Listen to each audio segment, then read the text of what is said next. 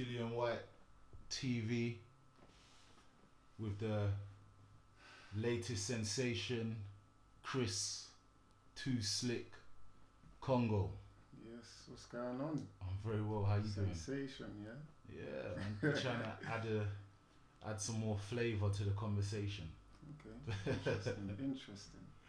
So we know you got a fight coming up. You've just signed with Dillian Whyte. Yep. Who are you fighting? What are you fighting for? And why him? I got Luther Clay on the 28th of March at O2 Arena for his WBO global title. Why him? Because I just wanted to get straight into the mix, and that's the name that got thrown at me first, and I just took it straight away with both hands. Don't want to wait, just be waiting around and fight this person and get the rounds in now. We want to go straight in, man. You know what I mean? So just take the risk, innit? I'm a risk taker. I've had a little watch of Luther Clay. What do you think? He comes forward, throws a lot of hooks. Seems like he's pretty fit, so it doesn't seem like he struggles to do the rounds. Decent record. No match for the Too Slick though. I meant to stay impartial, but we don't do this for a living, so of course. I guess I will allow my biases to come to pass. But what have you seen in him which is more important? I've seen quite a few things. I've seen not quite a few. I've seen a lot of things. He's a pretty good fighter. Everybody's seen him on his last fight against Freddie Hewitt. Pretty good fighter, comes forward with the pressure and throws a few wild shots here and there. But a lot of the time he's a bit predictable for me. I'm not gonna say what he does, but I'm just gonna show it in the ring. But I mean, he's probably looking at me thinking, yeah, him and his coach or manager probably thinking, yeah, Chris is good, but he's only ever done 6 rounds. So I'm expecting them to bring the pressure, 100%. I'm expecting them to bring it, but I know I'm gonna be ready for if it goes 10. I don't know if it's gonna go 10, to be honest, but if it goes 10, I'll be ready. And you guys already know who I got in my corner. So if you want to get down to conditioning and being ready for the 10 rounds, then I'm sure his manager's smart to know, yeah, Chris is going to be 100% ready regardless of what pressure you bring. So I'm going to be ready regardless. So boxers normally talk about, you can probably explain it more because obviously you have the experience of being a professional fighter. The whole kind of ring rust. Do you think that ring rust will be a factor in this fight? No, and reason why I say that is because I've been in the gym majority of the time. If I weren't in the gym and I'm coming off of, I don't know, a mad holiday here and there and I've been away, then I can understand where the ring rust comes from. But if you're constantly in the gym waiting for a date, then you're pretty much ready, ain't you? So where's the ring rust gonna come from? The bright lights? Furthermore, I've boxed at O2 before, and I've boxed when Dillian knocked out Lucas Brown, and I came out just before Dillian. So imagine the pressure that I've had from that.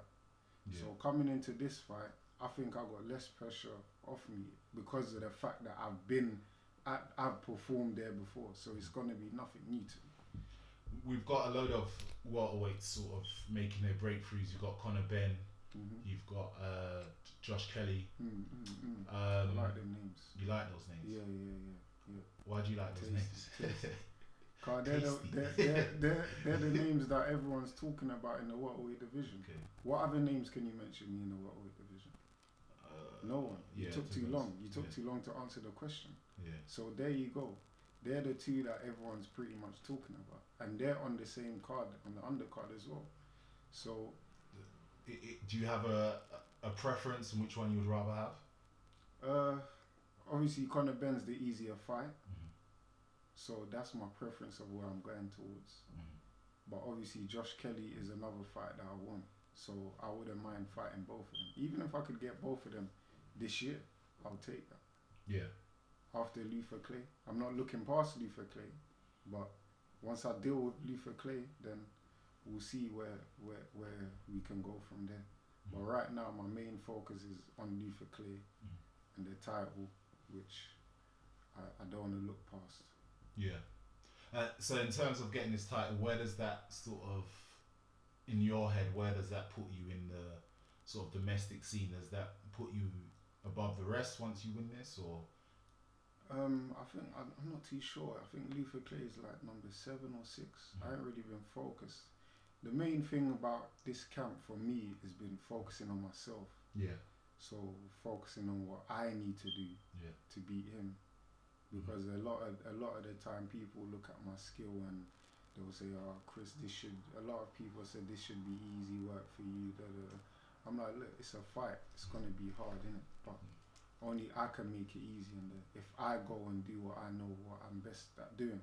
Mm-hmm. So, yeah, I mean, boy, if he's number 6 or 7, I don't know how the box rec goes, but if that puts me number 6 top, if that even gets me top 10, then I'll be happy with that and just work my way through. One question I want to answer you: have you figured out where Bracknell is yet? I don't know where is that. Like I said, I've been focusing on myself. I don't need to know where it is. I just need to know that Luther Clay, please make sure, if you're watching this, make sure that you're at the O2 on the 28th of March, because we all know I've had bad luck in terms of people pulling out of fights, saying that they're ready, and then on the week they say they don't want to fight. Oh, I got injury. Then 2 weeks later, you see them fighting a journeyman. I just hope that he turns up, because I want to fight on the 28th of March. That's it. And I don't know where Bracknell is. You know what? I don't even want to know where that is. I'm from South London, deep south, Bermondsey, yeah. So that's where I'm at. I can't wait for this fight. I think this fight's gonna, like I said, make a statement that you're. It's exciting, isn't it? It's gonna be. It's exciting. Me personally, I think it's gonna be a war. Not that I'm gonna make it a war. Obviously, people already know me. People that say raw, big, tall, strong for the weight, and he's gonna come forward. And if you know me, you know a certain time, I don't like to move from the center. I can box from the center, but I can also fight from the center. So what about those that don't know you? How would you describe? Essentially, how would you sell this fight? What can they expect? They come to the O2. They've never seen or never heard of Too Slick. What can they expect you to bring to the table? Why did Dillian Whyte sign Chris Kongo? Because he knows I'm on smoke. He knows I'm on smoke. And for anyone that doesn't know and wants to know, for me, I'm going to go there, box smart as usual, but also we're going to stay from the center. Because if you look, I watch a few of his fights. You don't see him boxing on the back foot. I don't think he knows how to box on the back foot, which is kind of bad. But if he does, you never know. We'll be prepared for that. We've had a few boxers in camp anyway. So it's nice that you're going to try and put him on the back foot. I will put him on the back foot, not try. Ooh, tasty. So it's tasty, but that's going to be the reality of the fight. Yeah. You know what I mean? And if he wants to stay in the center, we can both stay in the center. So I know this fight is going to be a war zone, I'm telling you. And what about the other welterweights? Are we? Is there anyone that we would prefer not to take, or are we open to? We're open to to smoke anyone. I'm open for any smoke, please. So once this fight gets out the way, anybody, just DM my manager there, Dillian Whyte, on Instagram. Come and find us. We're open to any offers, man. any offers. Like I said before, I was supposed to box the most experienced welterweight in the division, and what happened? He pulled out twice, not once, twice. So we're ready to fight anyone really. So yeah. So we look forward to seeing you. The date again was the 28th? 28th of March at O2 Arena. Who else is on the card? Josh Kelly's the main event versus David Avician. That's a good fight. Yeah, give us a quick prediction. You know, I was watching David Avician the other day. I was thinking, yo, he's tasty, you know. He's good, comes forward, looks quite strong. And he's just going to, I think what he's going to try and do is make it a rough fight for Josh Kelly. He's going to get physical on the inside, because if you look at Josh Kelly's fights, you haven't really seen him on the inside get physical. Yeah. So if you ain't seen that from a fighter, that's what you want to test, ain't it? Yeah. So I think that's what David Avician is going to do. Did you think Josh Kelly will come out as the victor? You know what? I did. I even said it in one interview, but I'm not too sure now, because David Avician is very tasty, you know. And obviously from the press conference, what Neil Marsh said was like, whoa, why would you do that? Obviously as a coach, but I don't know what happened, and I don't know what's going on, so I can't really speak on any of that. I don't want to see the paperwork. I just want to see both of them on the 28th of March at the O2 Arena going at it. That's it. Alright. So and obviously Conor Benn is on the card. As usual, we don't know who he's fighting, so we don't know what's gonna happen. Is he gonna get someone to? Have they got an opponent for him now, or they're gonna get an opponent 2 days before? We'll see. We don't know. Josh Buatsi, my boy, future light heavyweight world champion. I love Buatsi. He's cold. All right. He's cold. So March 28th, we've got 2 Slick. Yeah. We're going to catch up with you a bit more, probably one more time, maybe do a little training video. But yeah. I'll be up knees, and I'm still waiting for Dillian to spar. I'm on the phone him still. Right. See if he wants to spar. Cause he's been saying, I won't work. He hasn't called me. Alright, cool. He hasn't called me. So Dillian. That's a call that. Alright. Bro, why are you trying to stir it? Bro, have you sparred Dill?